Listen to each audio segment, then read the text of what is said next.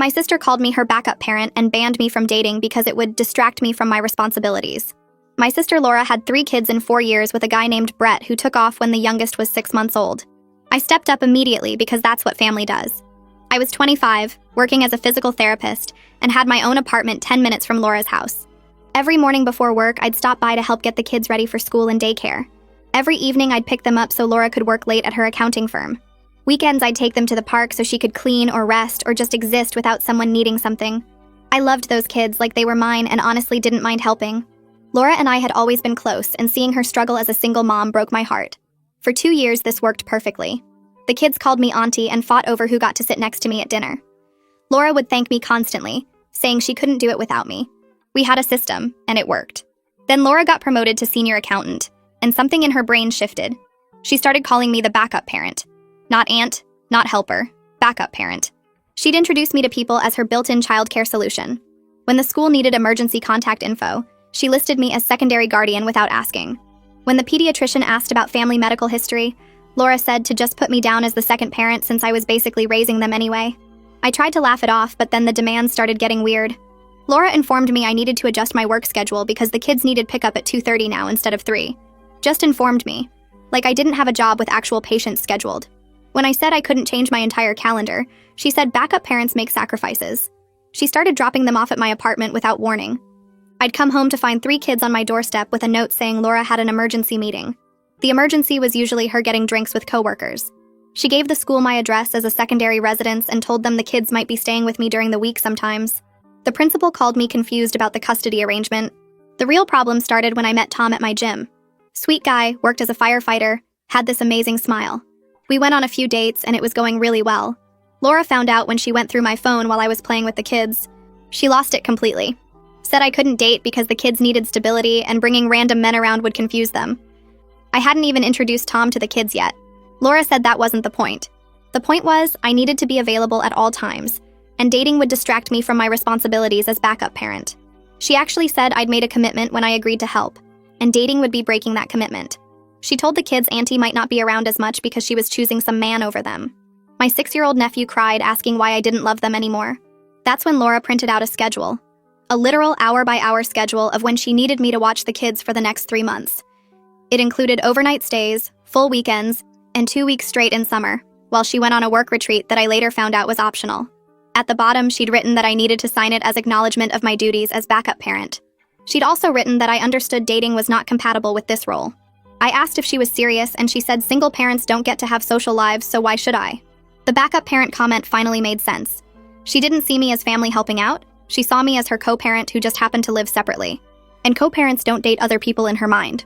I told her she was being insane, and she said if I didn't sign, she'd have to find alternative childcare, which the kids would hate, and it would be my fault for abandoning them. So I signed it. Then I started following it exactly. Every single line. Monday morning, I pulled up to Laura's house at exactly 6 a.m. like the schedule said. The sky was still dark, and the street was quiet except for one neighbor's porch light. I sat in my car for a minute looking at Laura's front door and the printed schedule on my passenger seat. The schedule said morning childcare duty starts at 6, so here I was. I grabbed my coffee mug and walked up to the door using the spare key Laura gave me 2 years ago when this whole thing started. The house was completely silent inside. No lights on, no sounds of anyone moving around. I checked my phone to make sure I had the time right. 6 a.m. Monday morning. That's what it said in Laura's neat handwriting. I walked into the living room and sat down on the couch. The kids didn't need to be up until 6:30 for school. Laura usually got them moving around 6:45. But the schedule didn't say 6:30, it said 6. So I sat there in the dark living room sipping my coffee and waiting. Around 6:15, I heard footsteps upstairs. Laura came down in her bathrobe looking confused and annoyed. She stopped at the bottom of the stairs when she saw me sitting there. I held up my coffee mug in greeting. She asked what I was doing here so early, and I pulled out the printed schedule and showed her the first line. Morning childcare duty begins at 6 a.m. Monday through Friday. She stared at the paper, then at me. She said the kids weren't even awake yet, and I nodded and said, I know, but the schedule says 6, so I'm here at 6. Laura rubbed her face and asked what I was supposed to do for the next half hour. I looked at the schedule again and told her it doesn't specify my duties for this time block, just that I need to be present starting at 6. She looked like she wanted to argue, but instead just went to the kitchen to make coffee. I stayed on the couch scrolling through my phone. At 6:30, I heard the kids starting to wake up upstairs, and I went up to help them get dressed like I always did. Laura stood in the kitchen doorway watching me with this weird expression I couldn't read. The whole morning routine felt off because we both knew I'd been sitting downstairs in the dark for 30 minutes just following her written rules. I got the kids breakfast and packed the 6-year-old's lunch. Laura didn't say anything else to me. At 7:15, I loaded the kids into my car to drop them at the school and daycare. As I was leaving, Laura called out asking what time I'd be back for pickup. I checked the schedule and told her 2 p.m. like it says here. She said school doesn't end until 3, and I said I know, but the schedule says 2, so I'll be there at 2. Her face went red, but she just closed the door. I drove the kids to the school and daycare, then headed to work. My first patient was at 8:30, and I made it with 10 minutes to spare. Tuesday, I showed up at Laura's house at 6 a.m. again. This time, she was already downstairs waiting for me, looking tired and annoyed. The rest of the week went the same way. Every morning, I arrived at 6, even though the kids didn't need me until 6:30. I'd sit on the couch or help make coffee or just exist in the house for that extra half hour.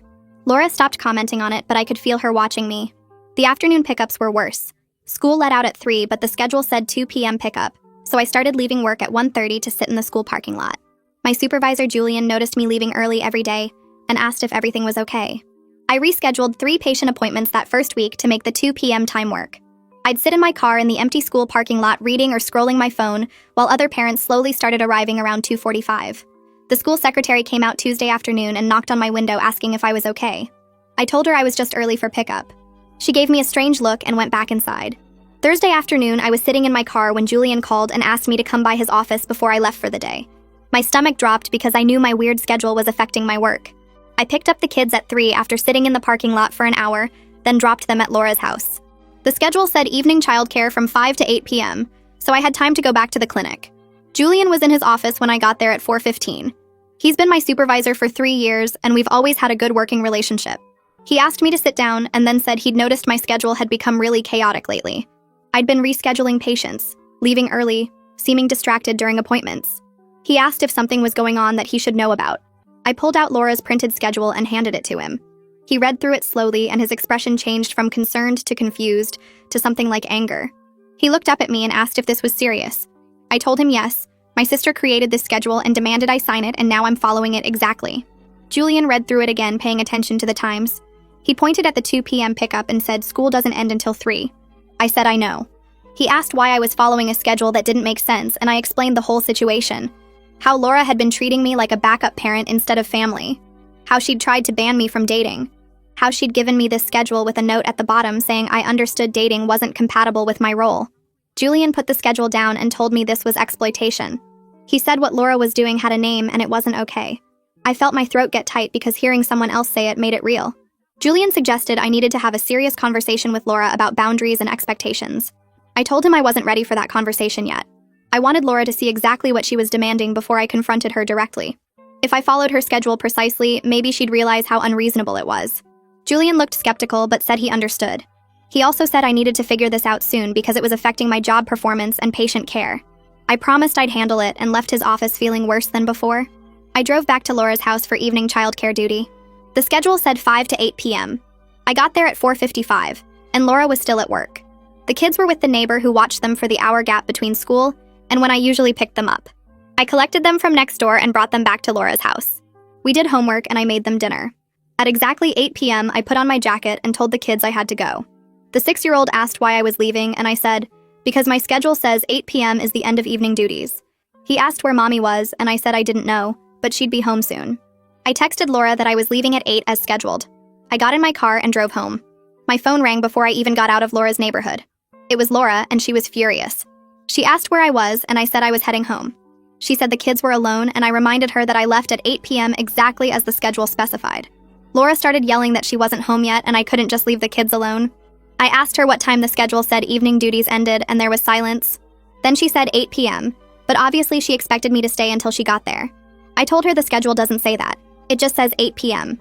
She called me petty and ridiculous. I asked her calmly if she wanted me to follow the schedule or not. More silence. Then she said through what sounded like gritted teeth that yes, I should follow the schedule. I said okay, then I'll see her tomorrow at 6 a.m. and hung up. Wednesday morning, I showed up at 6 a.m. and Laura looked exhausted. She'd clearly had to leave work early the night before to get home to the kids. She didn't say anything to me, just made coffee and got ready for work. The pattern continued through the week. Thursday, I left at 8 p.m. sharp again, even though Laura texted me at 7:45 saying she was running late. I texted back that the schedule says 8 p.m. She had to leave another work meeting early. By Friday, Laura was visibly stressed. She had bags under her eyes and kept checking her phone. I picked up the kids at 2 p.m. after sitting in the school parking lot for an hour. I brought them back to Laura's house at 5 for evening duties. At 7:30, Laura came home early looking defeated. She walked past me without saying anything and went straight upstairs. I stayed until 8 p.m., then left. My phone didn't ring this time. Saturday morning, I woke up in my own apartment with no schedule obligations and felt lighter than I had all week. Laura had the kids on the weekend according to her schedule. My phone rang at 9 a.m. and it was Tom asking if I wanted to grab breakfast. I said yes immediately. For the first time in a week, I felt like myself again. I got dressed and drove to the diner where Tom was already waiting in a booth by the window. He stood up and hugged me, and I realized how much I'd missed normal human interaction that wasn't dictated by a printed schedule. We ordered coffee and pancakes, and Tom asked how my week had been. I laughed, and it came out a little shaky. I told him about following Laura's schedule exactly, about showing up at 6 a.m. when the kids didn't wake until 6:30, about sitting in the school parking lots for an hour every afternoon, about leaving at exactly 8 p.m. even when Laura wasn't home yet. Tom listened without interrupting, and his face showed concern but not judgment. When I finished, he reached across the table and took my hand. He said it sounded like I was handling an impossible situation the only way that made sense. He didn't try to fix it or tell me what I should do differently. He just said he was sorry my sister was putting me through this, and he was here if I needed anything. We finished breakfast and walked around downtown for a while. Tom told me about a fire call his station had responded to earlier in the week. Normal conversation about normal life. I felt the tension in my shoulders start to ease. He asked if I wanted to catch a movie later, and I said yes. We spent the whole day together, and I didn't think about Laura's schedule once until my phone buzzed with a text from her, asking if I could take the kids tomorrow because she had plans. I showed Tom the message and he raised his eyebrows. I texted back that Sunday wasn't on the schedule. Laura responded with 3 angry face emojis. Tom said I was doing the right thing and I wanted to believe him. Sunday night, I checked my phone and saw 17 missed calls from Laura. The voicemail she left sounded panicked and angry at the same time, saying she needed to talk to me immediately about the schedule. I deleted it without calling back because Sunday wasn't on the schedule I signed. Monday morning, I showed up at 6 a.m. exactly as written and found a new copy of the schedule taped to Laura's front door. This one had handwritten notes scribbled in the margins with different colored pens. Next to the 6 a.m. start time, she'd written, "Obviously this means be ready to help when kids wake up, not just sit around." Next to the 2 p.m. pickup, she'd written, "Or earlier if I text you, use common sense." At the bottom, she'd added a whole paragraph about how the schedule was meant to be flexible, and I should interpret it with the kids' best interests in mind. I took a picture of it with my phone, peeled it off the door, and threw it in Laura's recycling bin. Then I knocked and waited. Laura opened the door looking surprised to see me standing there empty-handed. She asked where the new schedule was, and I told her I only signed one schedule and that's the only one I'm following. She started to argue, but I walked past her into the kitchen and poured myself coffee. The kids were still asleep upstairs, and Laura followed me asking why I was being so difficult about simple clarifications. I reminded her that the document I signed didn't say anything about clarifications or amendments. She'd demanded I sign a specific agreement, and now she was stuck with what she wrote.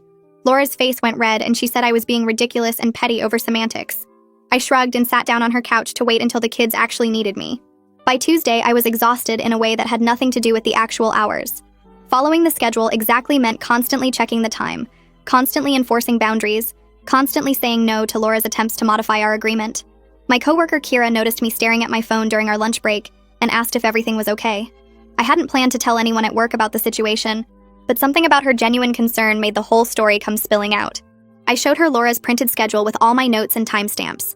I explained about the backup parent designation and the ban on dating and how I was following every line exactly to prove a point. Kira's face shifted from confused to concerned to horrified as I talked. When I finished, she was quiet for a long moment before saying that what Laura was doing had a name. She called it parentification and exploitation. She said her wife Harper was an elementary school teacher, and they'd learned about this pattern in families where one adult inappropriately burdens another adult or older child with parenting responsibilities. Kira said it was a form of manipulation and control that people often don't recognize because it's wrapped up in family obligation language. Hearing someone name what was happening made my chest feel tight. I'd been thinking I was overreacting or being selfish, but Kira was looking at me like Laura had done something genuinely wrong. Kira invited me to dinner at her place that Wednesday night to meet Harper and get another perspective. I almost said no because Wednesday was an evening duty night according to the schedule, but then I checked and saw that evening duties ended at 8 p.m. I could make a 9 p.m. dinner work. Harper opened the door with a warm smile and ushered me into their cozy house that smelled like garlic and tomatoes. Over pasta, Harper asked to see the famous schedule, and I pulled up the photo on my phone. She studied it carefully, zooming in on different sections, and her expression got more serious with each line she read. Harper said this was exactly the kind of red flag she watched for in her students' families, where one adult inappropriately burdened another and then made them feel guilty for setting boundaries. She pointed to the line about dating being incompatible with backup parent duties and said that was especially concerning because it showed Laura felt entitled to control my entire personal life. Harper asked how long this had been going on, and I realized with a sick feeling that the intense schedule was recent, but the pattern had been building for 2 years. Harper nodded like she'd expected that answer. She said Laura's behavior had probably escalated right after getting promoted, because sometimes people respond to increased responsibility by trying to control everything around them, instead of adjusting their own expectations. It was easier for Laura to control me than to admit she needed to hire actual help, or reduce her work hours, or accept that she couldn't do everything perfectly. The validation from Harper helped me feel less crazy, but it also made me angry in a way I hadn't let myself feel before. I'd been so focused on helping Laura and loving the kids that I hadn't stopped to question whether what she was asking was reasonable or fair. Harper said something else that stuck with me. She said the fact that Laura had put it all in writing and made me sign it suggested she knew on some level that her demands were excessive. Otherwise, why would she need a formal agreement? People don't make their family members sign contracts unless they're worried about pushback. That comment rattled around in my head the whole drive home. Laura had been worried I'd say no, so she'd manufactured a crisis with the kids' emotions and then presented the schedule as the only solution. I'd signed it because I felt trapped, but Laura had set the trap deliberately. Thursday morning, my phone buzzed with a text from Laura asking me to pick up the kids at noon instead of 2 p.m. because she had an important meeting. I stared at the message for a long moment before typing back that the schedule said 2 p.m. pickup, and that's when I'd be there. Laura responded immediately asking if I was seriously going to make her miss a crucial meeting over 2 hours. I replied that I had patients scheduled until 2 p.m. and couldn't change my work calendar. She sent back 3 angry emojis and then nothing else. I silenced my phone and went to see my first patient of the day. At noon, my phone started buzzing again, but I ignored it. At 1 p.m., Julian knocked on my treatment room door between patients and said I had an urgent call. I told him to take a message because I was with patients. He gave me a strange look but nodded and left. At 2 p.m., I checked my phone and saw 12 missed calls from Laura and 6 text messages getting progressively more frantic. The last one said she'd had to leave her meeting early and I'd made her look unprofessional in front of her entire team. I didn't respond. Wednesday of the following week, Laura showed up at my clinic during my lunch break. The receptionist looked uncomfortable as she led Laura back to the break room where I was eating a sandwich. Laura's face was flushed and her hands were shaking as she demanded to know why I was being so rigid and difficult when I knew she needed flexibility. She said the schedule was meant to be a framework, not a prison, and I was deliberately misinterpreting it to punish her. I finished chewing my bite of sandwich before responding. I told her calmly that this was exactly the schedule she'd created and demanded I sign. I was simply following our agreement to the letter, because that's what she'd asked me to do. If the schedule didn't work for her actual needs, then maybe she should reconsider what she was asking of me. Laura's voice got louder as she said I was being petty and vindictive, punishing her for setting reasonable boundaries about my dating life. Several of my coworkers had stopped what they were doing to watch our conversation through the break room window. I kept my voice level and quiet as I responded that I wasn't punishing anyone. I was just demonstrating that her expectations were impossible for both of us. The schedule she'd created didn't account for real life or flexibility, or the fact that I had my own job and responsibilities. She'd tried to make me sign away my autonomy, and now she was discovering that the control she wanted wasn't actually workable. Laura opened her mouth to argue, but nothing came out. Her face crumpled, and for a second I thought she might cry, but instead she turned and walked quickly out of the break room. Through the window, I watched her push past the receptionist and leave the building. Julian appeared in the doorway a moment later, looking concerned. He asked if I was okay, and I nodded even though my hands were shaking. Julian sat down across from me and said gently that we needed to talk about what was happening. He said my family situation was affecting my professional reputation and patient care. 3 patients had mentioned that I seemed distracted lately, and I'd had to reschedule multiple appointments to accommodate Laura's schedule demands. Julian said he understood family obligations, but I needed to protect my job because Laura's behavior was creating problems that extended beyond our personal relationship. I promised him I was handling it and the situation would resolve soon. Julian didn't look convinced, but he nodded and left me alone to finish my lunch. I couldn't eat the rest of my sandwich. That evening, I sat down at my kitchen table with Laura's printed schedule and a calculator. I went through line by line and added up the actual hours she was demanding. Morning duties from 6 a.m. to 8 a.m. was 2 hours daily. Afternoon pickup and care from 2 p.m. to 5 p.m. was 3 hours daily. Evening duties from 5 p.m. to 8 p.m. was 3 more hours. That was 8 hours every single weekday. Then weekend duties were listed as Saturday 9 a.m. to 6 p.m. and Sunday 2 p.m. to 8 p.m. That was 9 hours on Saturday and 6 hours on Sunday. 8 hours times 5 weekdays was 40 hours. Plus 15 weekend hours made 55 hours total. I stared at the number in disbelief.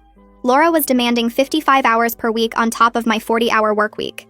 I'd been working 95-hour weeks for 2 years without fully realizing it, because it had built up gradually. No wonder I was exhausted. No wonder I had no social life. No wonder the idea of dating had seemed impossible. I'd been working more than 2 full-time jobs, and Laura had responded to my attempt at boundaries by trying to formalize and expand my obligations even further. I pulled out my phone and texted Tom that I needed to see him tonight. He responded immediately saying he'd bring dinner. When he arrived at my apartment 2 hours later, I was still sitting at the kitchen table staring at the numbers I'd written down. 55 hours per week. Tom set down the takeout bags and came over to look at what I was doing. He read through my calculations silently while I sat there feeling numb. Then he pulled out the chair next to me and sat down. He didn't try to fix anything or tell me what to do. He just reached over and took my hand. That's when I started crying. Not quiet tears, but the kind of crying where you can't catch your breath. Tom pulled me into his arms and held me while I sobbed into his shirt. I kept saying I couldn't believe I'd let this happen, that I'd been so stupid not to see what Laura was doing. Tom just rubbed my back and said I wasn't stupid. I was kind, and Laura had taken advantage of that. We sat there on my kitchen floor for a long time while I cried out 2 years of exhaustion and resentment. Tom ordered me to take a shower while he heated up the food. By the time I came back out, he had plates set up and was scrolling through his phone. He showed me an article about family exploitation and parentification. Everything in it described exactly what Laura had been doing to me. Tom stayed until almost midnight, and when he left, he made me promise to talk to Julian about what was happening. I promised even though the idea made me want to throw up. Friday afternoon, Julian called me into his office right after my last patient left. His expression was serious as he gestured for me to close the door and sit down. He said he needed to talk to me about my recent performance. 3 patients had submitted complaints about rushed appointments in the past 2 weeks. I'd also had to reschedule 7 different sessions because of Laura's schedule demands. Julian pulled out a folder with the complaint forms, and I felt my face get hot as I read through them. One patient said I seemed distracted and didn't listen to her concerns about her knee pain. Another said I'd cut his session short by 15 minutes without explanation. The third said I'd been checking my phone repeatedly during their appointment. I remembered that day because Laura had been texting me about an emergency pickup that turned out to be nothing. Julian asked what was going on, and I told him everything. About Laura's schedule and the backup parent designation, and how I'd been trying to prove a point by following her demands exactly. Julian listened without interrupting, his expression getting more concerned as I talked. When I finished, he was quiet for a minute. Then he said very gently that my family situation could not continue to impact patient care. He understood I was in a difficult position, but my professional reputation was at stake. The clinic's reputation too, since patients were starting to complain. Julian suggested I take a few days off to sort things out. He said it wasn't a punishment, but he was worried about me and thought I needed space to handle this situation with Laura. I felt relief and failure at the same time. Relief because I was so tired I could barely think straight. Failure because I'd let my personal life mess up my job. Julian said he'd cover my appointments for Monday and Tuesday, and I should use that time to set some boundaries. I thanked him and left his office feeling like I might cry again. I sat in my car in the parking lot for 20 minutes before I could drive home.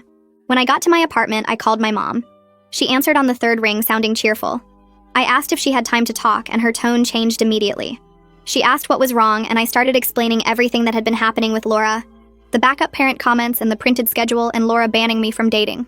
Mom was quiet while I talked. When I finished, there was a long silence on the other end. Finally, she said she'd noticed Laura taking advantage but hadn't wanted to interfere between her daughters. I felt anger flash through me. I asked why she hadn't said anything if she'd noticed. Mom sighed and said she thought I would speak up if it bothered me, and Laura had been under so much stress as a single mom that she didn't want to make things harder. Mom said Laura had always struggled with asking for help directly. Even as a kid, she would manipulate situations until people volunteered instead of just asking. She'd create problems or act helpless until someone stepped in to fix things. Mom said the promotion had probably made Laura feel more out of control because suddenly everyone was watching her performance at work. So she was trying to control me instead of admitting she was overwhelmed and needed actual help. Mom asked what I was going to do, and I said I didn't know. She offered to talk to Laura, but I said no. This was between me and my sister, and I needed to handle it myself. Mom made me promise to call her if things got worse. I promised and hung up feeling slightly better, but also more confused. Requested Reds is on Spotify now. Check out link in the description or comments. Saturday and Sunday, I barely left my apartment. Tom came over Saturday afternoon and we watched movies. Sunday, I cleaned my entire place and tried not to think about Laura or the kids. Then Sunday night, my phone rang. Laura. I almost didn't answer, but something made me pick up. Laura was crying before she even said hello. She said the kids were asking why I didn't love them anymore and why I was being so mean to Mommy. She said the 6-year-old had cried himself to sleep asking when Auntie was coming back. I felt the familiar guilt rising up like a wave. that automatic response that made me want to apologize and fix everything. But I pushed it down because I knew what Laura was doing. She was manipulating me through the kids just like she'd been doing for weeks. I told Laura very calmly that I loved the kids completely, but I was not their parent. She needed to stop telling them I was choosing Tom over them, because that wasn't true, and it wasn't fair to them. Laura started to argue, her voice getting louder. She said I was abandoning them and breaking my commitment to the family. I hung up. My hands were shaking so hard I had to put the phone down on the table. Laura called back immediately, but I didn't answer. She called 3 more times and sent a string of texts saying I was being cruel and selfish. I turned off my phone and went to bed even though it was only 8:30. Monday morning, I turned my phone back on and saw 12 missed calls from Laura and 1 from the school. I called the school first. The secretary said the 6-year-old had asked to see me during drop-off and had gotten upset when Laura said I wasn't coming. They wanted to make sure everything was okay with the family. I said everything was fine and I'd talk to my nephew. When I got to Laura's house to do the morning pickup that the schedule required, the kids were already dressed and eating breakfast. Laura wasn't there. The 6-year-old looked at me with big sad eyes and asked why I was being different now. He asked why I didn't play with them like I used to. I knelt down next to his chair and took his hand. I told him I loved him very much and I always would. But I had my own life too, and that didn't mean I loved him any less. I tried to explain that grown-ups need time for their own things, and that was okay and normal. The 4-year-old interrupted to say that mommy told her I was going away soon because I had a boyfriend now. My chest felt tight as I looked at her little face. Laura was actively poisoning my relationship with the kids to maintain control over me.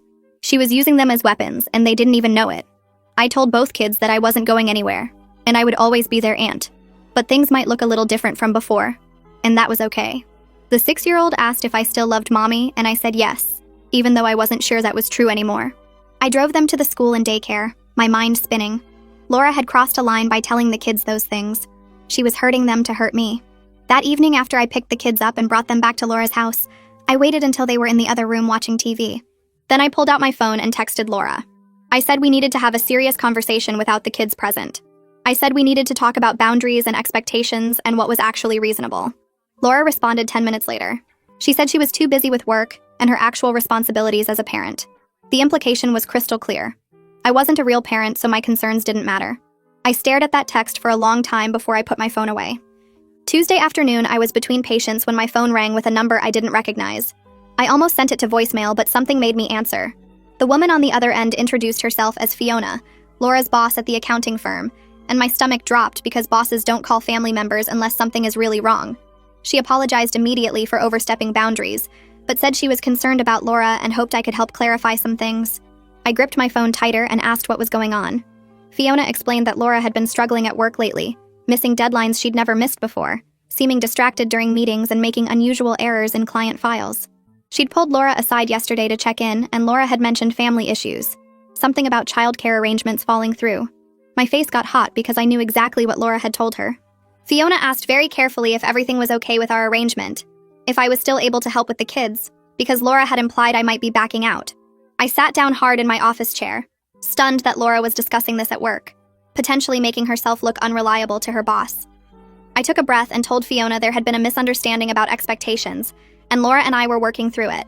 I kept my voice diplomatic even though I wanted to scream about Laura manipulating the situation to make me look like the problem. Fiona sounded relieved and said she was glad we were communicating, then added that Laura seemed to be under tremendous pressure and maybe needed more support than she was willing to admit. She gave me her husband's contact information, said his name was Rory, and he was a family therapist who specialized in exactly these kinds of situations. I thanked her and saved the number even though I wasn't sure I'd use it. That night I couldn't sleep, my brain replaying every interaction with Laura from the past 2 years like a movie I couldn't turn off. I stared at my ceiling, remembering the exact moment the backup parent language started, and suddenly it clicked into place like a puzzle piece I'd been ignoring. It was right after a family gathering where Brett's brother Axel had asked about the kids, asked how Laura was managing everything alone, and Laura had gotten this tight look on her face. She'd launched into this whole speech about how she wasn't alone, how she had a great support system, how she was handling single motherhood just fine. The next week she'd started calling me backup parent instead of just saying I helped out. I rolled over and grabbed my phone, scrolling back through old texts, and found the pattern I'd missed while living through it. Every time someone questioned her parenting or implied she needed help, Laura's control over me got tighter. When her coworker mentioned daycare options, Laura added morning duties to my schedule. When Mom suggested a cleaning service, Laura started having me come over on weekends to help with housework. The promotion had given her financial security, but also more eyes on her, more people watching, More chances for someone to notice she was struggling. She couldn't control whether people judged her, but she could control me. Could make it look like she had everything perfectly managed by turning me into her shadow parent. Thursday morning, I called Rory's number before I could talk myself out of it. He answered on the second ring, and I explained who I was and how I got his contact information. He suggested we meet that afternoon during my lunch break at a coffee shop near my clinic. I showed up 10 minutes early and ordered tea I didn't drink, my hands shaking around the paper cup. Rory arrived exactly on time. A calm-looking man in his 40s who sat down across from me and just waited for me to start talking. I told him everything. The whole story from Brett leaving to the printed schedule to Laura banning me from dating. He listened without interrupting, just nodding occasionally and taking notes on a small pad. When I finished, he was quiet for a moment before confirming what I'd already started to suspect. Laura was exhibiting controlling behavior rooted in deep insecurity and fear of judgment as a single mother. He explained it carefully, said that Laura likely saw me as an extension of herself, rather than a separate person, which was why she felt entitled to dictate my dating life and schedule. She wasn't trying to hurt me exactly. She was trying to control her own anxiety by controlling me, turning me into a tool she could use to manage her fear of being seen as inadequate. Every time someone questioned her parenting, she tightened her grip on me to prove she had everything under control. Rory leaned forward and said, "Family therapy could help, but Laura had to recognize the problem first."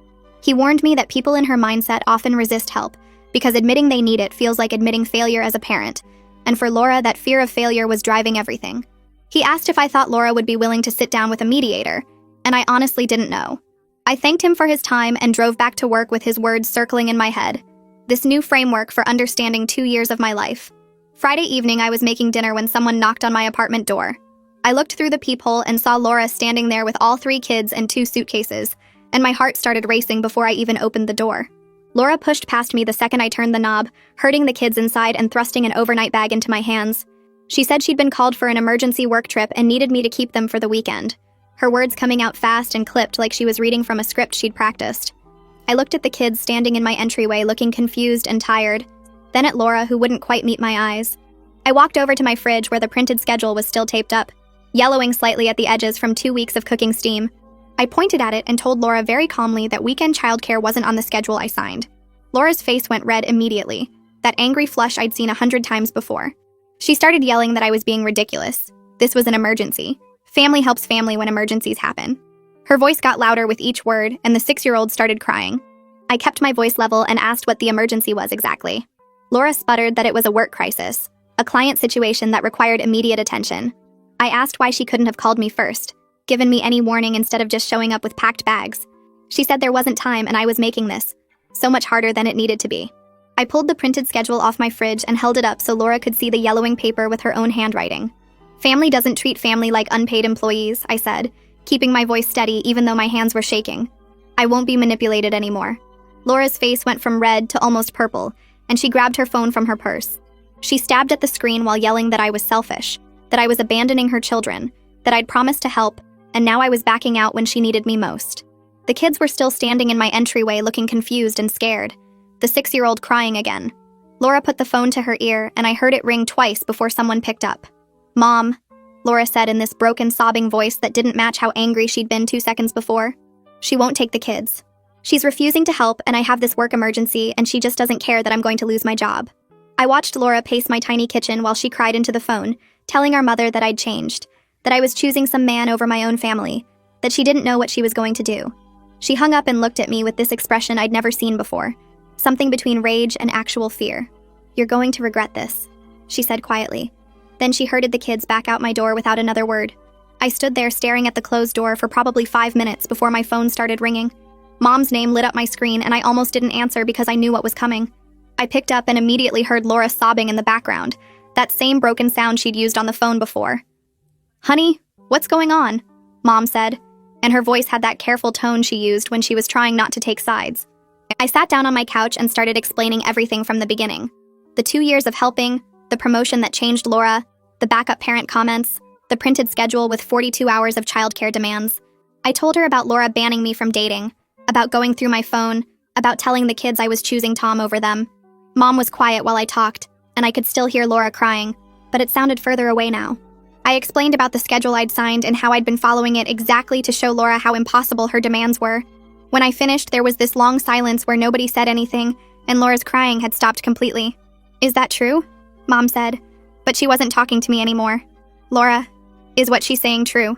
I heard Laura's voice but couldn't make out the words, just the defensive tone that meant she was trying to justify everything. Mom's voice changed then, went from careful to disappointed in a way I recognized from when we were kids, and one of us had really messed up. Laura Marie, we need to talk about this privately, Mom said. You and I need to have a very serious conversation about what's appropriate to ask of your sister. The line went quiet, and I realized Mom had hung up without saying goodbye to me.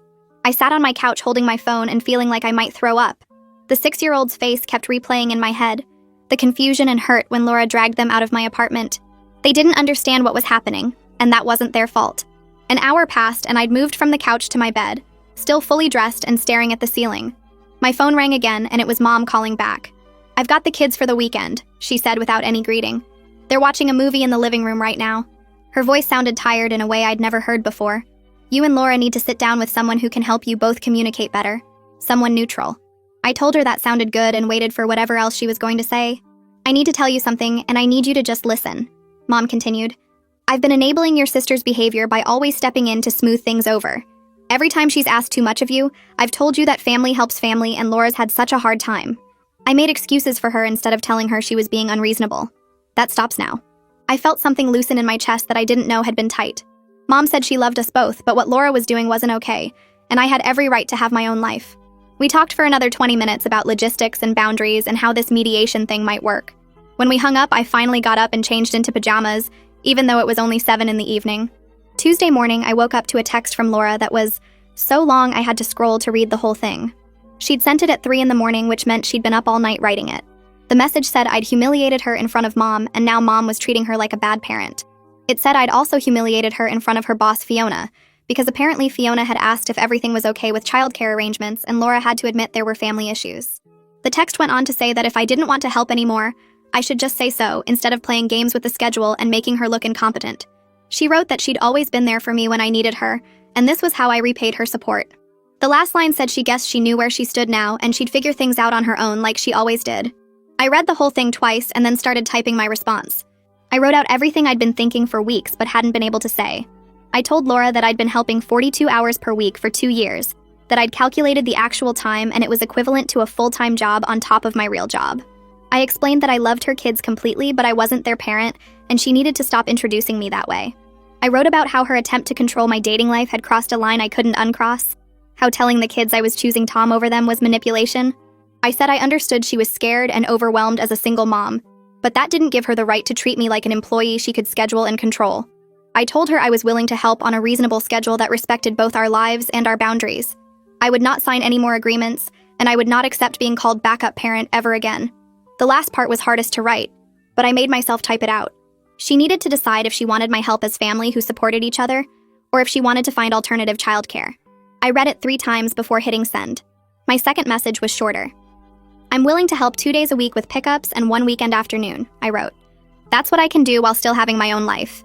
You need to hire someone for the rest of the coverage because that's the responsible thing to do as a parent. I'll always love the kids and I'll always be their aunt, but I can't be their second parent. That's not fair to any of us. I hit send and then turned my phone face down on the kitchen counter. 3 days went by with no response from Laura. Not a text, not a call, nothing. The silence felt like this weird combination of relief and terror, like waiting for test results you're not sure you want to know. Wednesday night, Tom picked me up for dinner at this Italian place downtown that he'd been wanting to try. I barely tasted anything even though the pasta was supposed to be amazing. My mind kept spinning through possible outcomes. Maybe Laura would agree to reasonable boundaries and we could rebuild something healthier. Maybe she'd cut me off completely and I'd lose my relationship with the kids. Maybe she'd show up at my apartment again with more demands. Tom reached across the table and took my hand, told me to try to be present for at least 5 minutes. I managed to focus on him and the restaurant and the normal conversation we were having, but the anxiety was still there underneath everything. Thursday afternoon, my phone rang while I was between patients and Laura's name appeared on the screen. My stomach dropped, but I answered. Her voice sounded completely different from the last time we'd talked, tired and small instead of angry. Can we meet at Mom's house on Saturday? She asked, with Rory there as a mediator. Mom already talked to him and he said he'd do it. I said yes immediately, maybe too quickly, but I wanted this conversation to happen before I could lose my nerve. Laura thanked me in this quiet voice and then hung up. I stood in the clinic hallway holding my phone and feeling like maybe something might actually change. Kira found me there a few minutes later and I told her about the mediation. She hugged me right there in the hallway and said she was proud of me for holding my boundaries. The rest of Thursday and all of Friday passed in this strange slow motion where I couldn't focus on anything except Saturday morning. Saturday morning arrived and I was up at 6 even though the mediation wasn't until 10. I changed clothes 3 times and couldn't eat breakfast. Tom came over at 9:30 and found me pacing my apartment in jeans and my 4th shirt choice. He told me I looked fine and we needed to leave or I'd be late. In the car, I couldn't stop fidgeting with my seatbelt and running through everything I wanted to say. Tom pulled into Mom's driveway and put the car in the park, then turned to look at me. "You didn't create this situation," he said. "You just refused to keep enabling it. That's not the same as causing it." I nodded and took a deep breath. He squeezed my hand, and I got out of the car before I could change my mind. Mom's front door was already open, and I could see Laura's car parked on the street. And I walked up the steps feeling like I was heading into something that would change everything, for better or worse. Mom's living room felt smaller than I remembered. Laura sat on the couch across from me, her hands twisting in her lap, and Rory sat in the armchair between us with a yellow legal pad. Mom stood near the kitchen doorway like she couldn't decide if she should sit or stay ready to escape. Rory started by asking us each to describe the situation from our perspective without interrupting each other. Laura went first, and her voice came out defensive and shaky at the same time. She talked about how hard everything was as a single mom, how she couldn't do it alone, how I'd always been there, and she thought that meant I always would be. She said the schedule was just trying to organize what we were already doing, that she didn't understand why I was suddenly making everything so difficult. I watched her face while she talked, and saw the tears building up, saw her jaw set in that stubborn way she'd had since we were kids. When it was my turn, I pulled out my phone and showed Rory the schedule Laura had printed. He studied it for a long minute, then asked me to walk through a typical week. I started with Monday morning at 6, the pickup times, the evening duties, the weekend coverage, the overnight stays. I kept my voice steady and factual, just listing what the schedule required hour by hour. Rory wrote numbers on his legal pad while I talked. When I finished, he looked up at Laura and asked if this was accurate. She nodded but said I was making it sound worse than it was. That family helps each other. Rory asked how many hours per week the schedule required from me. Laura opened her mouth but nothing came out. Rory turned his pad around so we could both see the calculation written there in neat columns. 42 hours per week of childcare. Laura stared at the number like she'd never seen it before. Rory asked her gently if she realized she'd been asking me to work a full-time job on top of my actual full-time job. Laura's face changed then, the defensiveness cracking into something that looked like shock. She said she never added it up like that. She just knew she needed help with morning and evening and weekends. Rory nodded and asked what would happen if she hired someone to provide 42 hours of childcare per week. Laura whispered that it would cost more than her mortgage payment. The room went quiet except for the kitchen clock ticking. Then Laura started crying for real. Not the angry defensive tears from before, but these horrible broken sobs that shook her whole body. She said she was so scared all the time. Scared of failing. Scared of people judging her. Scared that Brett leaving proved she wasn't good enough to be anyone's partner or parent. She said when I agreed to help after Brett left, it felt like maybe she wasn't completely alone. Like maybe if I was committed as backup parent, then she had someone and wasn't just a failure doing it all by herself. The words came out messy and desperate between sobs. She said the promotion made everything worse because more people were watching her. More people could see if she messed up, and she needed me to be locked in so she wouldn't fall apart. I felt my own throat getting tight listening to her. I understood the fear, I really did, but understanding it didn't make what she'd done okay. I waited until her crying slowed down. Then I said, I got why she was scared, but I couldn't sacrifice my whole life to manage her worry. I told her I loved her, and I loved the kids completely, but I needed boundaries, and she needed to accept that asking for help wasn't the same as failing as a parent. Laura wiped her face and said she knew she'd gone too far, that somewhere along the way helping had turned into expecting, and she couldn't see it until Rory wrote that number on the pad. Rory asked what would feel reasonable for both of us going forward. I said I could do pickups 2 days a week and 1 weekend afternoon, maybe 4 or 5 hours total. Laura looked panicked and asked what about the rest of the time. Rory suggested she hire a part-time nanny for the other coverage, that it was the responsible thing to do and didn't mean she was failing. Laura argued that hiring help felt like admitting defeat. Mom finally spoke up from the doorway and said that was ridiculous, that every parent needs support and paying for good childcare was smart. Parenting, not weakness. We spent the next hour working out details with Rory guiding the conversation. Laura agreed to stop introducing me as backup parent and to respect that I had my own life, including dating. She'd hire a nanny for the coverage I couldn't provide. I'd help 2 weekday afternoons and 1 weekend afternoon, but anything beyond that required advance notice and my actual agreement. Laura looked at me with red, swollen eyes and said she was sorry for manipulating the kids, for telling them I was choosing Tom over them. She admitted she'd been jealous that I might have the relationship she lost with Brett, and she'd taken that fear and anger out on me in a way that was completely unfair. Her voice broke on the last words. I reached across the space between us and took her hand. Mom came and sat on the arm of the couch next to Laura, putting her hand on Laura's shoulder. Mom said she should have stepped in earlier instead of letting things get this bad, that she'd watched Laura's behavior get worse and worse but didn't want to interfere between her daughters. She promised she'd be more present to help Laura work through the single-parent anxiety without dumping it all on me. Rory made us both agree to check in with him in 2 weeks to see how the new arrangement was working. Laura signed a paper acknowledging the boundaries we'd set, and I signed one agreeing to my specific commitment. It felt weird and formal, but also necessary after everything that had happened. When we left Mom's house, 3 hours had passed and I felt completely drained. Tom was waiting in his car and he took one look at my face and pulled me into a hug without asking questions.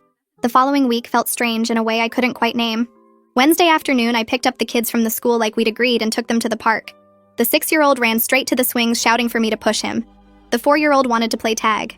The 2-year-old toddled after a dog with his arms out. I wasn't checking my phone every 5 minutes or watching the clock worried about what came next. I actually played with them, laughed at their jokes, helped them climb the jungle gym without feeling that crushing weight of resentment. When I dropped them back at Laura's house at 5:30, the 6-year-old hugged me and said this was more fun than before. I asked what he meant, and he said I wasn't grumpy anymore. His honesty stung, but he was right. The rigid schedule had turned me into someone stressed and resentful, and the kids had felt it even if they couldn't name it. Laura started seeing Rory individually the next week for therapy about her control issues and single-parent fears. She texted me after her first session saying thank you for forcing this, that she hadn't realized how much terror was driving everything she did. She said Rory was helping her see that asking for help directly was actually stronger than manipulating people into giving it. 2 weeks after the mediation, Tom and I had dinner at Laura's house with her and the kids. Laura had ordered pizza and set up the dining room table with actual plates instead of paper. It was awkward at first with everyone being extra polite and careful. But then the 6-year-old spilled juice all over himself and we all laughed, and Laura asked Tom about his work at the fire station. He told stories about rescue calls that had the kids fascinated, and Laura smiled and didn't make a single comment about my dating life taking away from family time. When we left that night, Laura hugged me at the door and whispered that she liked him, that she could see why I wanted to spend time with him. Monday morning, I walked into the clinic and Julian called me into his office. I thought maybe I was in trouble, but he said he'd noticed a big change in my work over the past 2 weeks. My patient appointments were running on time, I wasn't scattered and exhausted, and 2 patients had specifically mentioned how much more present I seemed during their sessions. He said whatever I'd done to sort out my family situation was clearly working, because I was back to being the therapist he'd hired 2 years ago. A month passed after the mediation session at Mom's house. Laura called me on a Tuesday afternoon while I was between patients. She said she'd hired someone to help with the kids and wanted me to meet her. The woman's name was Siobhan Pace, and she'd been working as a nanny for 6 years with excellent references. Laura's voice sounded different on the phone, lighter somehow, like she'd been carrying something heavy and finally put it down. I drove to Laura's house that Saturday morning and found a woman in her early 30s playing board games with all 3 kids in the living room. Siobhan had dark curly hair and laugh lines around her eyes, and the kids were completely focused on the game instead of fighting or demanding attention. Laura pulled me into the kitchen and admitted she'd been scared to hire help because it felt like failing as a mom. She said Rory had helped her see that asking for professional childcare wasn't admitting defeat. It was being responsible about what she could actually handle. The relief on Laura's face was obvious, and I hugged her without saying anything, because words would have made it awkward. Siobhan came 3 afternoons a week and every other Saturday, giving Laura actual breathing room in her schedule. The kids adapted fast because Siobhan knew how to make cleanup time into a game, and never seemed tired or frustrated with their constant questions. I picked up the kids one Wednesday afternoon a few weeks later for our scheduled park time. The 6-year-old ran straight to me when I arrived and wrapped his arms around my legs. We walked to the playground near Laura's house and I pushed him on the swings while the 4-year-old played in the sandbox. He asked if we could get ice cream after, and I said yes because the schedule wasn't controlling every minute anymore. We sat on a bench eating our cones and he looked at me with chocolate ice cream on his nose. He said he liked having special aunt time now instead of everyday time. I asked him why, and he said because I wasn't tired and grumpy anymore when we hung out. His words stung even though his voice was completely matter-of-fact, just stating something he'd noticed. I wiped the ice cream off his face and told him I liked special time better too. He smiled and went back to his cone, and I realized he was right. When I'd been following that rigid schedule, I'd been resentful and exhausted, and the kids had felt it even if they couldn't name it. Now when I spent time with them, I actually wanted to be there, and they could tell the difference. 3 months after the mediation, my relationship with Laura had changed into something I didn't quite recognize yet. We weren't as close as we'd been before everything exploded. There was still tension sometimes when she made requests that felt too much like the old pattern. But we had clear boundaries now, and we both respected them most of the time. Laura didn't call me backup parent anymore, and she'd stopped introducing me as her childcare solution. When we had family dinners, the conversation felt careful in a way it never used to, like we were both watching for old habits trying to creep back in. Mom came over more often to help with the kids, and Laura had started actually accepting that help instead of pretending she had everything under control. The kids seemed happier overall, with more adults sharing the load and less pressure on any single person. It wasn't the easy closeness Laura and I used to have, but it felt more honest somehow, built on reality instead of unstated expectations and growing resentment. Tom and I started planning a weekend trip to the coast for next month. We were looking at hotels online one evening at my apartment when I realized I should probably tell Laura since it fell on one of my usual kid days. I texted her about the dates and asked if she could adjust the schedule. She responded within minutes saying to have fun and she'd work it out with Siobhan. No guilt trip, no comment about me prioritizing my relationship over family. Just a simple acknowledgement that I had my own life. I showed Tom the text and he smiled and said it was progress. It was such a small moment. Laura's casual response about a weekend away. But it represented everything I'd fought for over the past few months. The right to have my own life and my own plans while still being a loving aunt to my sister's kids. Not a backup parent, not a co-parent, just an aunt who helped when she could and lived her own life the rest of the time. That's how it went from my side. Now I want to hear your version. Drop your thoughts in the comments. I'll be reading through later.